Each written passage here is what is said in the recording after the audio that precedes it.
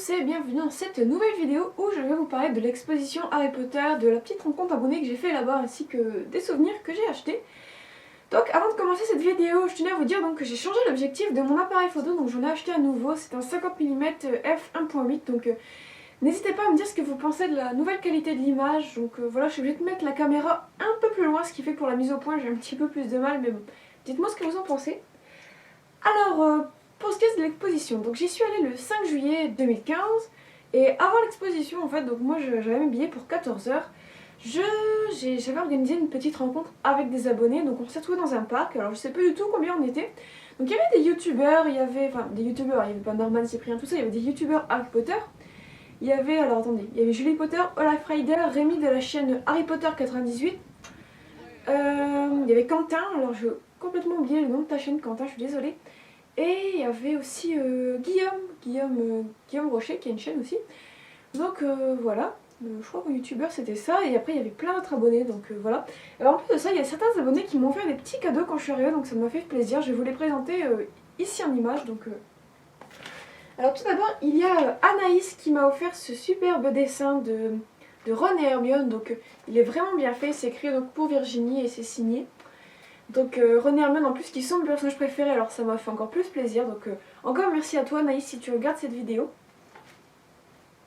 Ensuite on a on a Christelle et Stéphanie qui m'ont offert du cream soda et du sirop de butterscotch. Alors pour les gens qui se demandent pourquoi je suis heureuse d'avoir reçu ça, je vous invite à aller voir la vidéo de recette de la bière au beurre. En fait ce sont les ingrédients pour faire de la bière au beurre. Ensuite elles m'ont également offert ceci. Donc c'est une petite pochette de Nintendo DS Harry Potter qui s'ouvre comme ça, donc c'est super mignon. Et elles m'ont également offert, donc c'est ici ça par contre. Elles m'ont offert, donc c'est des bonbons, c'est des Jelly Slugs, donc c'est des limaces en gélatine, des bonbons limaces en fait avec différents goûts. Donc je l'ai pas encore ouvert et je l'ouvrirai peut-être un peu plus tard. Donc merci à vous deux encore une fois. Et enfin il y a Romain qui m'a offert des petites choses super sympas aussi. Donc c'était une sorte de colis qu'il voulait m'envoyer, mais je sais plus pour quelle raison il n'a pas pu me l'envoyer. Donc il me l'a donné en main propre à l'exposition. Et donc dans ce colis, donc, il y avait tout d'abord une lettre magnifiquement bien écrite, donc sur du papier cartonné, tout ça. Il y avait aussi dans une enveloppe, alors attendez, je vais vous montrer la petite enveloppe, si voilà. Donc une enveloppe dont je vous montre pas le verso puisqu'il y a mon adresse. Et dans cette enveloppe, il y avait la liste des objets qu'il y a dans le colis. Donc je vais vous les montrer. Alors on a des petites pages, les petites pages qu'on voit dans Harry Potter et le prisonnier d'Azkaban, donc les petites pages quand il y a le Lumos, voilà. Alors on a donc des petites cartes dans un sachet sur des plantes, donc je vais pas les déballer mais c'est assez intéressant. Ensuite dans des autres enveloppes, donc on a tout d'abord une petite carte du chemin de traverse, voilà. Et enfin, dans une autre, on a des étiquettes de potions, en fait, des tas d'étiquettes de potions que je vais pouvoir utiliser pour mettre sur des fioles. Et enfin, donc il m'a fait trois petites choses en fimo. Donc tout d'abord, il m'a fait le monstrueux livre des monstres, donc vous voyez pas ici, mais il est vraiment bien fait. C'est, vraiment, t'es super doué, Romain, je te le redis encore, mais vraiment c'est magnifique. Donc petit monstrueux livre des monstres en fimo. Il m'a également fait un petit Nabus 2000 qui est également magnifique, donc avec des détails incroyables, juste extraordinaires. Et enfin, il m'a fait une choco-grenouille, donc c'est mon truc préféré ça. Une choco-grenouille, il y a même Rémi qui croyait que c'était une vraie grenouille en chocolat. Et en fait, c'est vachement bien qu'elle soit en fimo, puisque exposer des grenouilles en chocolat dans sa collection, c'est pas toujours évident parce que ça fond, ça périme, tout ça. Tandis que là, je vais vraiment pouvoir la mettre à côté d'une boîte de choco-grenouille, ça fera vraiment super beau. Donc voilà, encore merci à toi Romain pour tous les petits cadeaux que tu m'as fait, ça m'a fait vraiment plaisir.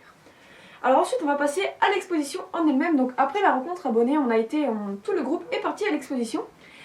Alors là, il y a eu un petit problème, le groupe s'est fractionné, il se trouve qu'on a perdu une grosse partie du groupe qui apparemment a avancé plus vite dans l'exposition que nous. Donc nous on est vraiment resté très longtemps au début de l'exposition.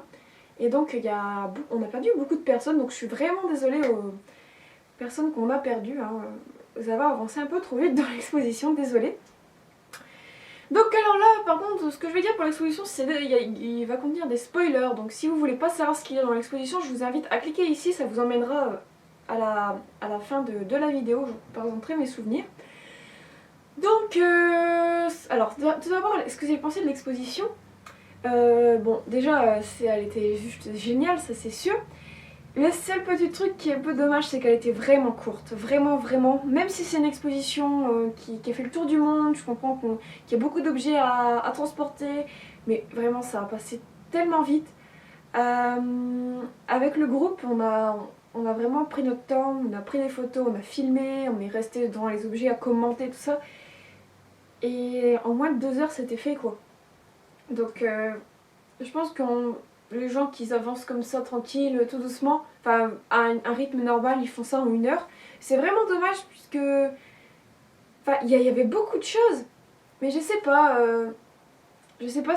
c'était vraiment trop court. Après, c'est peut-être parce que j'en voulais plus, mais quand on a fait, quand on a fait les studios Harry Potter avant l'exposition, ça fait bizarre parce que les studios sont vraiment énormes. Limite, on n'a pas le temps de tout faire. Et là, on avait trop de temps, donc c'est un peu dommage. J'ai une amie qui, elle, n'avait pas fait les studios. Oui, les studios, et bon, pourtant, elle l'a fait assez vite l'exposition, mais bon, moi j'aime bien regarder chaque détail, tout ça, bon, bref. Bon, c'est le seul petit point négatif que je pourrais trouver, sinon c'était génial. Déjà, c'était très bien mis en scène, peut-être même mieux qu'au studio. Hein, il y avait certains décors qui étaient très bien faits, avec des effets, il y avait des vitres en fait, je sais pas comment on dit, je sais pas, des vitraux peut-être, comme dans les églises. Et derrière, en fait, il y avait des effets de lumière, des effets de pluie, des effets d'orage qu'on voyait, ça... Il y avait, je sais pas comment ils avaient fait ça, mais c'était très bien fait. Ensuite, ce que j'aimais, c'est qu'il y avait beaucoup de choses, enfin beaucoup, certaines choses qui n'étaient pas au studio. Donc pour ceux qui ont fait les studios avant ça, c'est vraiment intéressant puisqu'on trouve des choses qu'on n'avait pas vues. Donc par exemple, l'armoire qu'il y a dans la salle de défense contre les forces du mal qui contient l'épouvantail. Donc elle est vraiment très grosse en vrai en plus. Et elle est pas au studio, c'est là. Ensuite, il y a également les costumes qui sont très près de nous, on peut limite les toucher. Tandis qu'au studio, il y a une barrière et ensuite plusieurs mètres derrière. Il y a les costumes, là ils étaient vraiment devant nous, on pouvait tendre le bras, toucher le tissu, etc. Pareil pour les décors, pour le dortoir des Gryffondor, c'est Rémi, je crois, qui avait touché la couverture comment dire, de Ron, voilà. Et ah oui, il y a un truc au début, donc ça c'est un spoiler, donc je vous le redis encore si vous n'avez pas envie de savoir, quittez ce passage. Au début, il y a le Poudlard Express qui se dévoile devant nos yeux, en fait il y a un mur qui se soulève et ça c'était vraiment impressionnant. Même si j'étais au courant parce qu'il y avait une certaine personne qui m'avait spoilé, n'est-ce pas Rémi, hein, donc merci. Mais c'était vraiment impressionnant, il n'y avait pas tout le train, il y avait juste la locomotive et c'était vachement bien fait. Donc ensuite, qu'est-ce qui était bien d'autre? Ah oui, la cabane de Hagrid, c'était vraiment bien, parce qu'on voyait tout ce qu'il y avait dedans, enfin une certaine partie, tandis qu'au studio, on voit pas vraiment ce qu'il y a dans la cabane, puisque il y a la cabane en elle-même, il y a les murs, mais on a du mal à voir un peu ce qu'il y a dedans, il faut regarder par la fenêtre. Tandis que là, on était vraiment dans la cabane, il y avait même le gros fauteuil de Hagrid dans lequel on pouvait s'asseoir, ça c'était plutôt bien. Il y avait l'œuf aussi, l'œuf de dragon qui était posé sur la table, il était magnifique. Ensuite, il y avait toute la partie Quidditch avec tous les costumes, il y avait la partie potion, etc. Et la partie Quidditch c'était vraiment bien puisqu'il y avait on pouvait jouer au Quidditch, il y avait 3 anneaux qui avaient été montés sur une plateforme avec des filets autour et des soifs qu'on pouvait balancer à chaque fois qu'on traversait un cercle. Ça faisait une petite sonnerie même si j'étais très nulle. Il y avait Aragog. Aragog c'était vraiment bien puisque au studio elle est accrochée en l'air. Tandis qu'ici, elle était posée sur le sol dans un décor de forêt interdite et ça c'était mieux. C'était mieux qu'au studio puisque une araignée, enfin cette araignée là, elle est censée être au sol, je la vois mal au plafond. Enfin une araignée qui fait plusieurs centaines de kilos, voilà quoi. Après c'est vraiment pas si vite. On arrive dans la dernière salle où il y avait un truc vachement intéressant. Un jeu de société de Quidditch qui était dans une vitrine. Donc apparemment c'est un truc qu'on peut voir dans Harry Potter et la cousine d'Azkaban, parce qu'il y avait écrit sur la pancarte. Et c'était vraiment intéressant puisque ça m'a rappelé le petit jeu que j'avais inventé pour le concours du Potter Show. C'était pareil, c'était un jeu de Quidditch, que j'avais inventé des règles, tout ça, ça reprenait un peu le même principe. Et c'était vachement intéressant parce que je l'avais jamais vu dans les films. Dans les livres ça n'existe pas, donc c'était fait spécifiquement pour les films et c'était incroyable les détails, puisque vraiment dites-moi si dans les films vous l'avez déjà vu, moi personnellement non, surtout que c'est dans mon film préféré apparemment qu'il se trouve.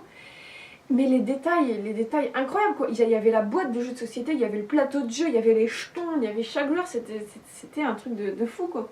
Et ça m'a vraiment fascinée, j'aimerais bien essayer de le refaire, j'ai pris des photos un peu détaillées, tout ça pour le voir plus précisément. Ensuite il y avait toutes les confiseries, les glaces, les robes du bal des sorciers. Il y avait... Ah, Dobby était magnifique. Au studio il doit y avoir, il m'a pas marqué. Mais ses yeux étaient incroyablement bien faits. On aurait dit qu'il était prêt à tourner les yeux vers nous tellement qu'il avait l'air réaliste.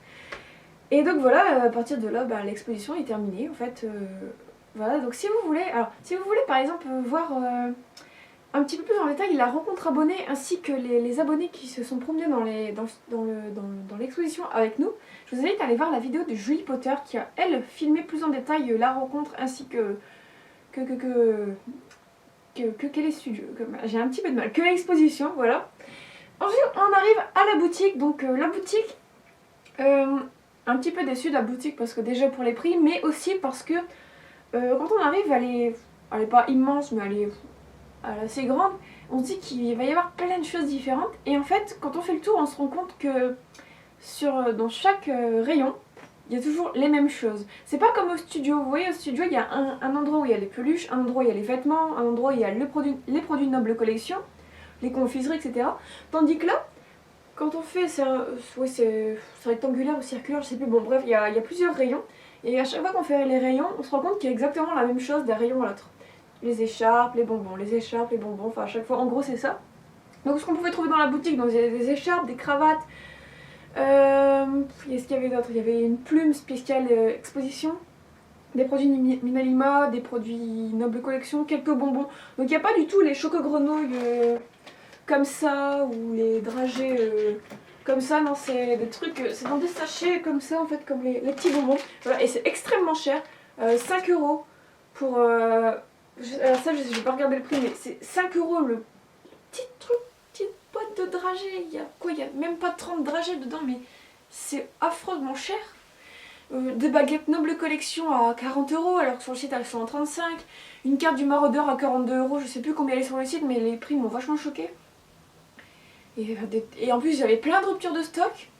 Alors comme d'habitude, ce que j'avais prévu d'acheter était une rupture de stock, c'est-à-dire les baguettes spéciale exposition que je voulais acheter. Donc si vous voulez voir à quoi elles ressemblent, je vous invite à aller voir la vidéo de Teddy Lunar qui en a fait une présentation. Et donc en fait c'était le seul objet que j'avais décidé d'acheter quand j'avais prévu d'aller là-bas. Et quand je suis arrivée, elle était plus dans le rayon, donc j'ai demandé à une dame, et rupture de stock, hein, comme d'habitude. J'ai fait le même tour avec le pull de Gryffondor au studio, donc c'est une habitude maintenant. Donc j'ai pas eu ma baguette. Il y avait, alors en compensation, il y avait des baguettes chinoises de Harry Potter, donc c'est Julie Potter qui les avait vues. Ridicule, complètement ridicule, ces baguettes, 25 € pour 2 baguettes chinoises, franchement, voilà quoi, faut arrêter de se foutre de nous. Il y avait une plume d'écriture qui coûtait 40, 45, 50 €, je sais plus, enfin c'était des prix exorbitants. C'était la plume spéciale exposition, c'était même pas la plume de Noble Collection, la plume d'écriture de Poudlard. Sinon, voilà, il y avait même plus les cravates de Gryffondor. Je me souviens, il y avait Olaf Rider qui voulait s'en acheter une, il n'y en avait même plus. Donc voilà, pas mal de ruptures de stock, c'était un peu dommage. Enfin, je pense qu'ils auraient dû prévoir plus de stock, sachant l'engouement qu'il y a encore à l'heure actuelle pour Harry Potter. Et surtout les gens qui ont acheté en masse, vraiment, j'ai rarement vu une personne sortir de la boutique sans rien avoir acheté. Alors c'est tout, hein. Sinon on va passer à mes achats, j'ai pas acheté beaucoup de choses. Tout d'abord, je me suis pris... l'écharpe de Serre d'Aigle. Alors pourquoi Serre d'Aigle, pourquoi pas Gryffondor? Parce que Gryffondor j'ai déjà celle qui est ce modèle là, ainsi que l'écharpe de première année. Celle de Gryffondor elle était vraiment bien, elle était doublée. Elle était un peu plus rouge, elle était pas violette comme on achète sur Ciné Réplica. Donc j'ai pris Serre d'Aigle puisque j'ai déjà Serpentard et Poufsouffle. Et elle passe plutôt bien en fait comme écharpe dans la vie de tous les jours, parce que le bleu ça passe un peu partout, je pourrais la mettre pour aller à la fac cet hiver, donc voilà. Ensuite j'ai également acheté mon premier produit Minalima, donc il s'agit du livre d'exercice de Poudlard. Alors il coûtait 26,50 €, alors attendez, l'écharpe je l'ai payé 22 €, j'ai oublié de le dire. Donc il coûtait 26,50 €, je suis d'accord que c'est très cher pour un livre, donc il n'y a rien dedans, vraiment il est complètement vierge. Il y a juste des lignes pour écrire, donc j'écrirai pas dedans puisque ça reste un objet de collection plutôt. Et donc pourquoi je l'ai acheté, puisque en fait c'est Rémi il me semble qu'il l'avait vu. Et c'est vrai que c'est pas cher pour un produit Minalima puisque déjà il y avait des cartes postales, 10 cartes postales, il me semble que c'était 10 euros, un truc comme ça. C'est extrêmement cher pour des cartes postales. Et il y avait rien d'autre en Minalima, je pense pas. Mais je sais qu'il y a un des membres du Potter Show, il me semble que c'est Basile, qui en allant à Londres, je sais plus dans quel magasin, avait acheté une affiche de Quidditch et un produit Minalima, en fait officiel Minalima, qui avait payé extrêmement cher, je sais pas, peut-être 50 livres, un truc dans le genre, je sais plus. Et en fait quand j'ai vu ça, je me suis dit ça vaut vachement le coup, c'est un truc qu'on peut prendre dans ses mains, qu'on peut feuilleter. Et qui fait vraiment élève de Poudlard quoi, et moi c'est ça que j'aime bien. Et donc c'est vraiment un produit officiel, donc sur la couverture, sur le petit certificat dont on a cité, qu'est-ce qu'on a écrit? On a écrit Hogwarts School of Witchcraft and Wizardry Replica Exercise Book, donc voilà, donc ça résume un peu ce que c'est. Et derrière on a 2 fois Minalima, et c'est écrit Made in England, donc ça c'est plutôt cool puisque la plupart des produits Harry Potter sont Made in China, et donc ça c'est... Ça fait assez plaisir, donc je crois que c'est Rémi et Julie Potter qui ont également acheté le même. Il y en avait en deux couleurs différentes, il y avait celui-là et ensuite en noir et vert je crois, il me semble, je sais plus, et c'était celui-là le plus beau. Donc voilà, et j'ai également pris le livre de souvenirs de l'exposition qui contient toutes les photos de l'exposition, mais je ne l'ai pas avec moi puisque en fait il y a une amie qui était présente avec moi à l'exposition qui a décidé de me l'acheter pour mon anniversaire et elle me l'a pas encore offert, donc elle l'a emmené chez elle, donc je l'ai pas sur moi. Et donc tous ces petits trucs, c'est tout ce que j'ai acheté, étaient dans ce sachet, donc ce petit sachet ridicule que la dame à la caisse a bien eu du mal à faire rentrer mes souvenirs dedans, alors qu'elle aurait pu tout simplement me donner le sachet, donc je sais pas pourquoi elle a forcé, il est même tout abîmé à force d'avoir été transporté. Donc voilà, c'est tout pour cette petite vidéo. J'espère qu'elle vous aura pas trop ennuyé, c'est vrai qu'elle a été longue. Donc voilà, je remercie encore toutes les personnes qui sont venues me rejoindre à l'exposition, ça m'a fait vraiment très plaisir même si on n'a pas fait toute l'exposition ensemble. Donc voilà, merci d'avoir regardé cette vidéo et à très bientôt.